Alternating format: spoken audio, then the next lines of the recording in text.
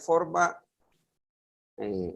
significativa, principal, la correspondencia entre toda la evolución histórica, el nacimiento del Estado, la evolución del Estado, desde el Estado absolutista al Estado proteccionista, al welfare state, al Estado constitucional, el desarrollo del constitucionalismo como corriente de pensamiento, que reivindica no solamente la presencia de la Constitución como norma fundamental, sino fundamentalmente entendiendo al constitucionalismo como esa corriente, como ese movimiento que va a estar en permanente desarrollo, aportes y evolución para precisamente no solamente reivindicar el papel de la Constitución como norma fundamental, como lo establecía Kempfer, estableciéndola, colocando a la Constitución como pináculo del ordenamiento jurídico, sino que además, evidentemente, como lo dijimos en la primera parte de nuestra intervención,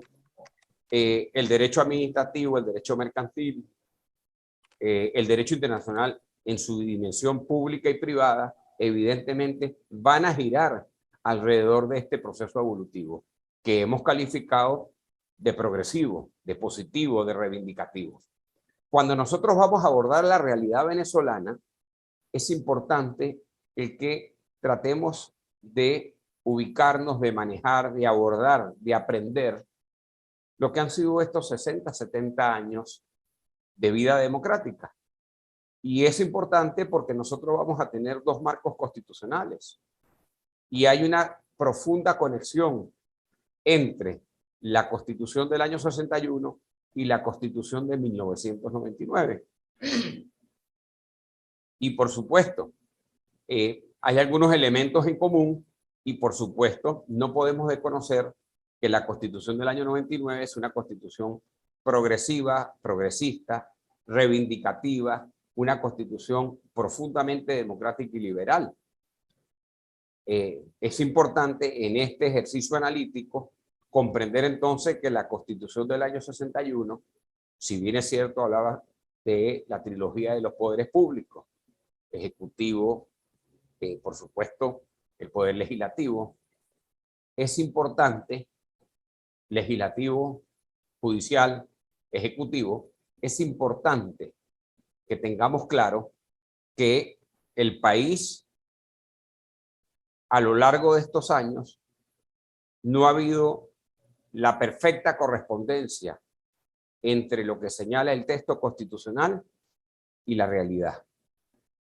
Y es importante, y por eso es determinante que abordemos la evolución del Estado venezolano. Y cuando estamos hablando de la evolución del Estado venezolano, debemos significar que el artículo 2 de la Constitución del año 61 decía que el Estado venezolano era un Estado federal. Muy bien. Esa afirmación, ese propósito, ese objetivo imperativo, además por estar en la Constitución, no tuvo correspondencia en la realidad. Cuando uno va a evaluar el desempeño del Estado venezolano, y repito, nos estamos yendo a la Constitución del año 61 y ya vamos a ver la relación con la del año 99 y cómo los ciclos o la historia tiende a repetirse.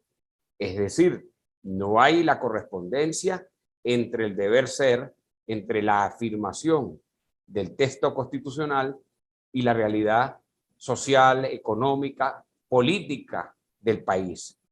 La Constitución del año 61 decía en su artículo 2 que Venezuela era un Estado federal. El desempeño del Estado venezolano a lo largo de casi 4 décadas fue la promoción, el desarrollo en su desempeño del centralismo. Tanto así que los gobernadores eran designados a dedo. Entonces tuvimos un Estado, evidentemente, que concentraba en exceso competencias, cuando la dinámica universal es precisamente el desarrollo de competencias, la transferencia de competencias, la posibilidad de ejercer, de elegir autoridades locales y fundamentalmente la descentralización y el federalismo persiguen fundamentalmente el hacer que el Estado sea más eficiente. ¿En términos de qué? En términos de la prestación de sus servicios, en términos de su desempeño, en términos que tienen que ver inclusive con toda la parte legislativa, los ejercicios de control, la hechura en términos de promoción y desarrollo de leyes. Muy bien, nosotros cuando estamos observando estas primeras décadas después de la transición del año 58, y es importante señalar, aquí nos apoyamos un poco en la parte de la historia y de la ciencia política, el pacto de punto fijo va a ser muy importante porque va a permitir sentar en una mesa a los distintos poderes, a los actores más fundamentales de la sociedad venezolana, medios de comunicación, Iglesia Católica, universidades, sentar en la misma mesa a instituciones que precisamente no eran afines. Por ejemplo, el caso de la CTV, el caso de Fede Cámaras, y se logró el pacto, el acuerdo obrero patronal. Que es importante tener claro que de ese acuerdo, de ese pacto de punto fijo, que para muchos ha sido satanizado, y la política de acuerdos y de pacto ha funcionado a nivel mundial. Lo registró Colombia en el año 57, tras el derrocamiento de Rojas Pinilla, el acuerdo conocido como la Concordancia Colombiana, o lo que sucedió con el Pacto de la Moncloa. La Moncloa es la sede del gobierno español en España, el acuerdo que se dio en España tras el fallecimiento de Francisco Franco. Lo traigo a colación porque precisamente esta política de acuerdos y de pacto es lo que va a permitir en muchos países procesos exitosos de transición. La necesidad entonces de cimentar a la democracia y por supuesto de darle sustento a ese Estado y a esas autoridades. En el caso de Venezuela, evidentemente no había la correspondencia entre el texto constitucional y la realidad. Y esa situación llevó a ¿qué? A que Venezuela desarrollase un Estado centralizado que por supuesto tuvo etapas de crecimiento, de desarrollo, de progreso y de desempeño. Sin embargo, ese Estado comenzó a hacer aguas, comenzó a tener serios problemas de funcionamiento y por eso se va a plantear en el año 89 la necesidad de que el Estado venezolano promueva, impulse el tema de la descentralización político-administrativa. Entonces nosotros vamos a conseguir una primera etapa que va del año 58 al año 98. 40 años. 40 años donde, por supuesto, vamos a tener no solamente, repito, un periodo dorado desde el punto de vista de cimentar las bases de la democracia en Venezuela. Sin embargo, ese Estado comenzó a tener algunos problemas, algunos traspiés en la necesidad y en la relación que tenía con los ciudadanos desde el punto de vista de su desempeño. Esa primera etapa la vamos a ubicar cronológicamente en Venezuela del año 58 al año 98. En el año 98, precisamente, se va a impulsar la necesidad de impulsar la descentralización político-administrativa. Y esa descentralización político-administrativa, unida del federalismo, que perseguía, y tiene que ver mucho con toda la experiencia que vamos a tener desde el punto de vista del desarrollo de un piso jurídico, de reglamentaciones, de procedimientos, estrictamente en materia de derecho administrativo. Se buscaba lograr un performance, un perfil, un desempeño de un Estado que fuese mucho más eficiente en la manera de llevar a cabo sus funciones, de prestar sus servicios.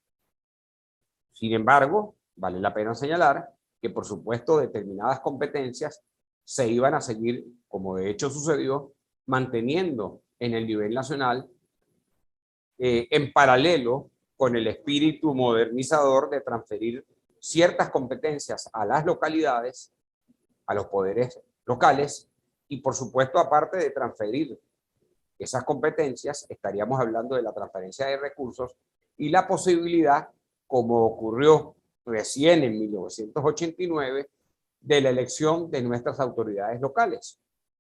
Es decir, esto le iba a dar una dinámica muy distinta a esos primeros 40 años, que no es que estamos cuestionándolos, estamos señalando evidentemente que el Estado venezolano incurrió en determinados déficits, en determinadas carencias, en ciertas limitaciones, y estas mismas limitaciones produjeron una serie de fallas, de distorsiones, que es lo que va a justificar, a plantear la necesidad de que se produzca un cambio importante.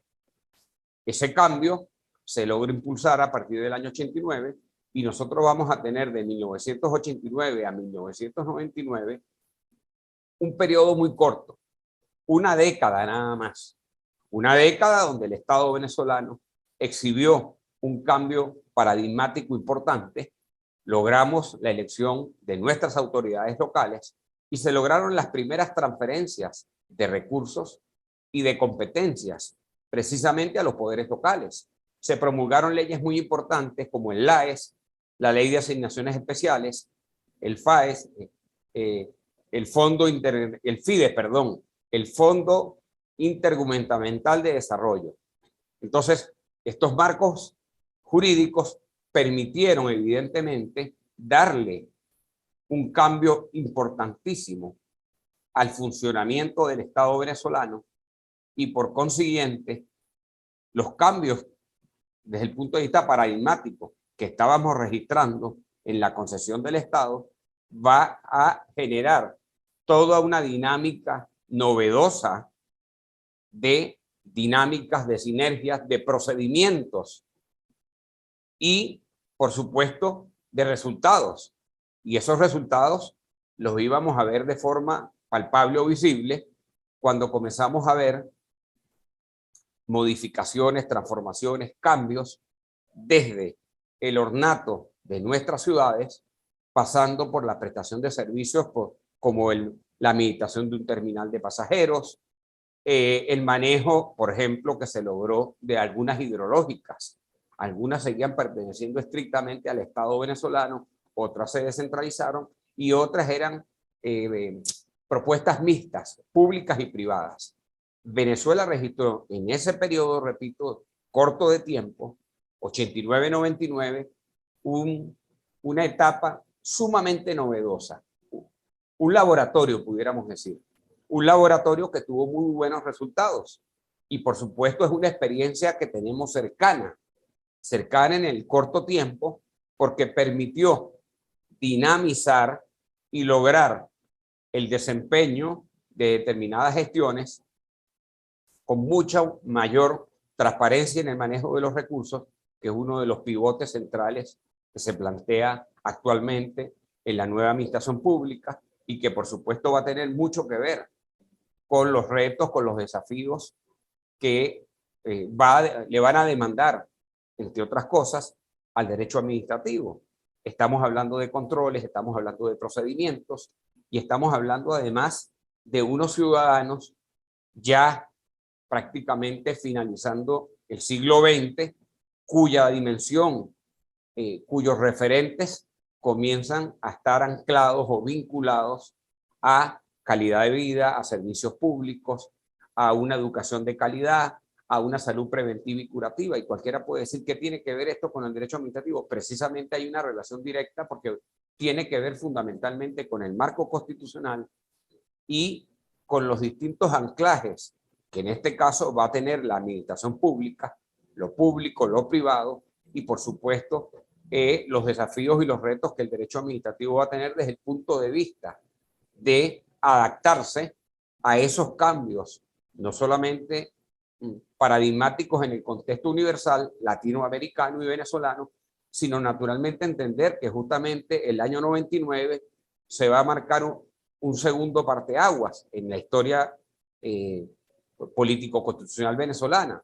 No solamente porque en el 98, pues el sistema político va a virar, va a transformarse, el sistema político por primera vez va a elegir a un outsider de la política, en este caso la elección del presidente Hugo Rafael Chávez Frías, 6 de diciembre del año 1998, sino que en el año 99 se van a dar todas las condiciones para la promoción de un gran debate nacional que va a desembocar en la promulgación el 15 de diciembre del año 99. Es una fecha histórica, no solamente por la promulgación de la Constitución Bolivariana de Venezuela, sino que se dio la vaguada de Vargas.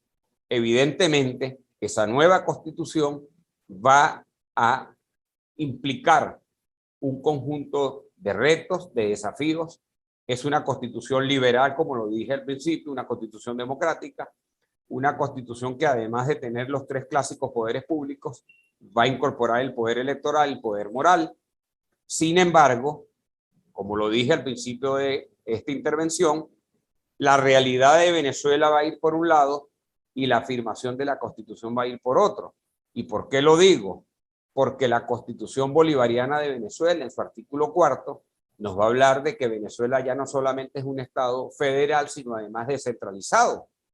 Tiene como complemento, como adjetivo, como sustantivo, la palabra descentralizado. Y la historia nuevamente se va a repetir. Es decir, nosotros vamos a palpar, a cuantificar, a caracterizar, a aprender el desempeño del Estado venezolano a partir del año 99. Nosotros vamos a conseguir una dinámica contraria a la que habíamos experimentado entre 1989 y 1999. Pudiéramos hablar de un proceso a contrapelo o de reversa, que quiere decir que el Estado venezolano a partir del año 99, entre otras cosas, por la presencia de esa cultura presidencialista, nosotros vamos a conseguir que la dinámica venezolana va a girar en torno a la presencia protagónica y desmedida del Poder Ejecutivo. Y si bien es cierto, nosotros vamos a tener en el artículo 4 la afirmación de que Venezuela es un Estado federal descentralizado, la realidad, la puesta en práctica a partir del año 99 hasta nuestros días, es que vamos a conseguir una dinámica de recentralización, no solamente cuando se le restan o se le quitan competencias ya otorgadas a los poderes locales, sino que además vamos a conseguir el que se den ciertos fenómenos, como por ejemplo el nombramiento de autoridades paralelas, el nombramiento de protectorados, aspectos que no aparecen en ningún momento en la Constitución del año 99. Entonces, esta es una dinámica, una sinergia político-constitucional que va a tener, por supuesto, un conjunto de efectos en el ciudadano y que va a tener además un replanteamiento en términos de la hechura de las leyes, la puesta en práctica. Pero quiero insistir nuevamente, entonces, que la realidad desde el punto de vista de la Constitución, del deber ser, va por un lado y la dinámica real va por otro. Entonces, por ejemplo, no solamente vamos a conseguir a partir del año 99 un proceso de recentralización de toda la administración pública, de las competencias que hasta hace poco habían sido transferidas a los estados, sino que además vamos a conseguir fenómenos que lo hemos colocado, están publicados en ciertos reportes, en algunos libros. Vamos a conseguir fenómenos, por ejemplo, que trastocan el tema de la administración pública, del desempeño del Estado, que van a trastocar inclusive el tema de las finanzas públicas, del presupuesto nacional. Por ejemplo, tuvimos por muchos años una asamblea en su debido momento nacional que computaba, cuando se hacían los cálculos, la ley de presupuesto, se computaba el petróleo, el barril de petróleo a $40, cuando la cesta petrolera oscilaba entre los 100 y los 110 dólares promedio.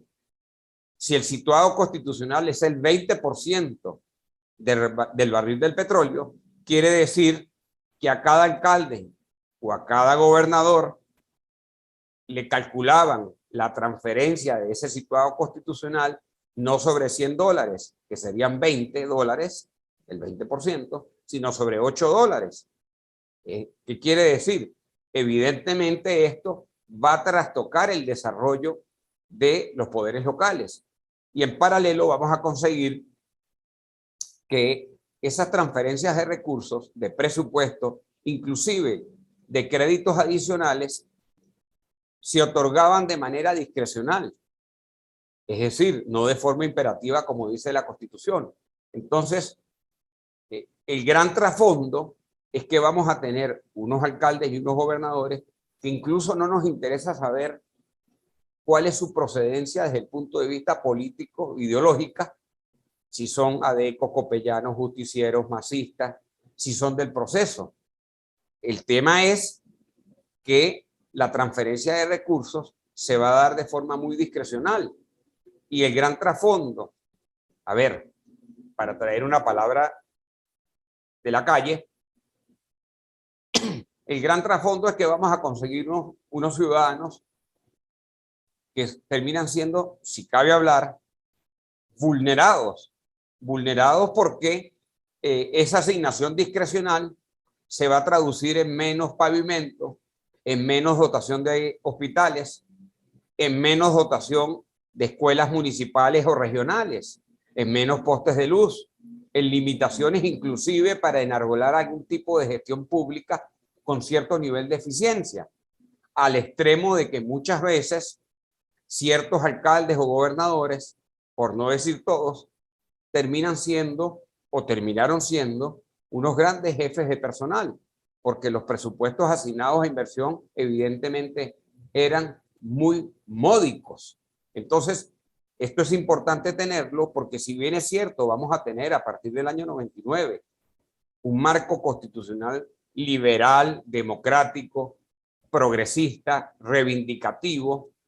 Ya no tenemos 3 poderes, sino 5 poderes. Perdón. El desempeño del Estado venezolano evidentemente va a dejar mucho que desear.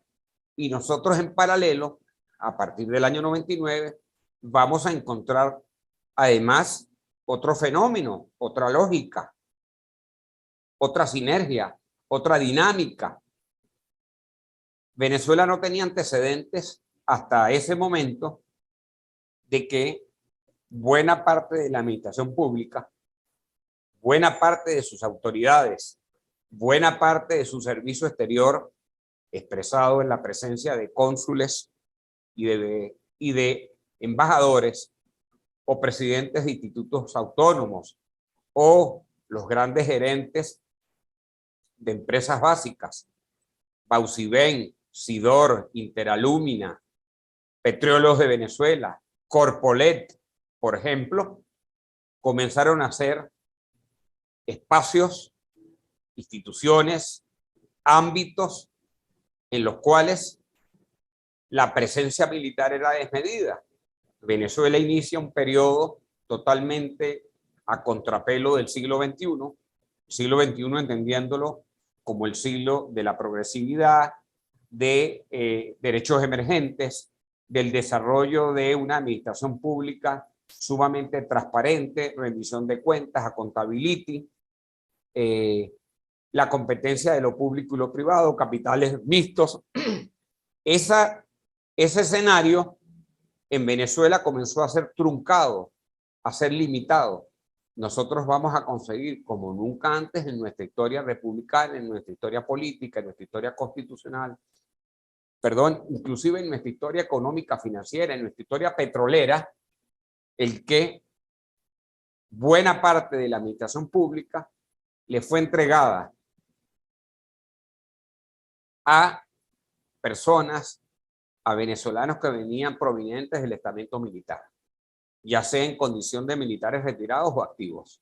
Y nosotros vamos a conseguir entonces que la mitad de los gobernadores provienen del estamento militar, Ministerio de Finanzas, Corpolé, PDVSA, y eso va a producir un perfil en el contexto de Venezuela errático, accidentado, un desempeño muy cuestionado desde el punto de vista de la transparencia a veces de esos recursos, repito, que venían fundamentalmente provenientes de la renta petrolera y se complementaban con la parte impositiva, con el tema de los impuestos.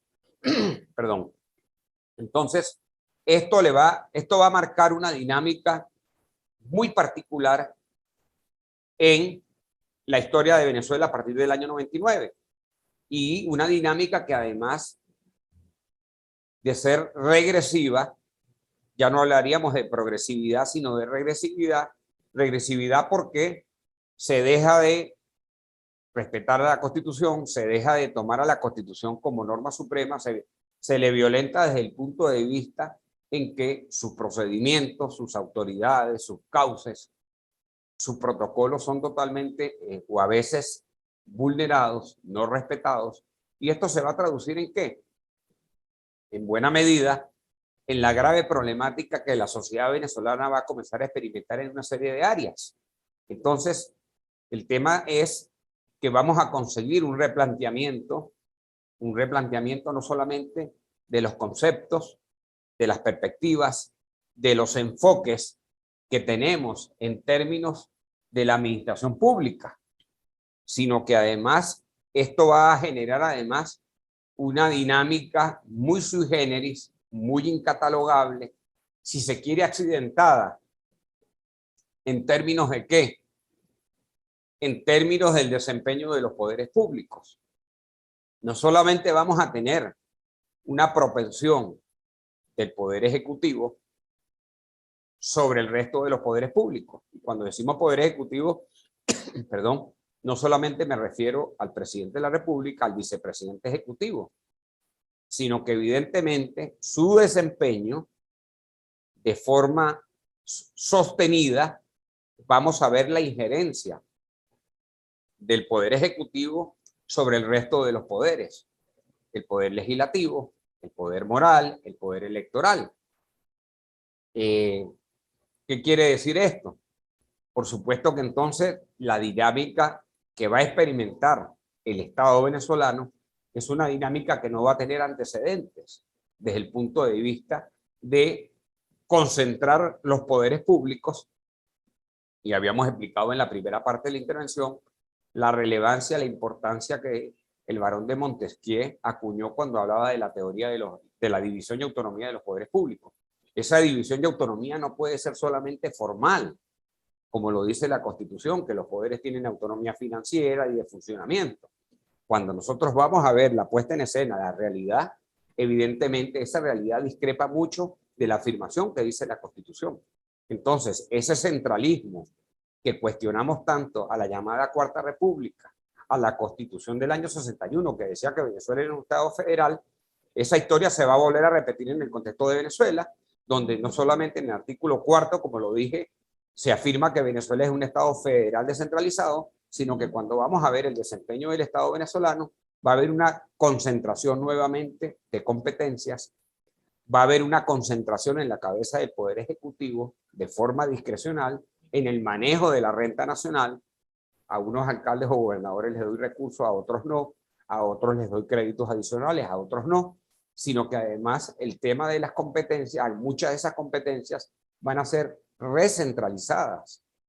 Y por supuesto, el resultado lo vamos a observar fundamentalmente después del año 2016-17, porque va a coincidir con no solamente la caída de la cesta petrolera a nivel mundial, sino que va a coincidir además por una mala dirección, por una mala planificación, por una mala gerencia de la principal industria nacional como es Petróleos de Venezuela.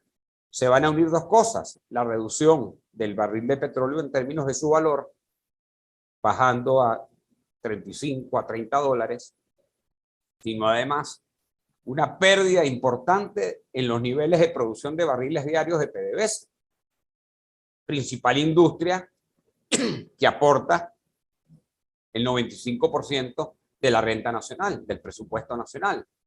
Entonces, esos dos aspectos van a marcar accidentadamente el desempeño del Estado venezolano, unido a, y aquí nos metemos un poco, no solamente con el desempeño del Poder Legislativo, sino fundamentalmente con el tema de el derecho administrativo.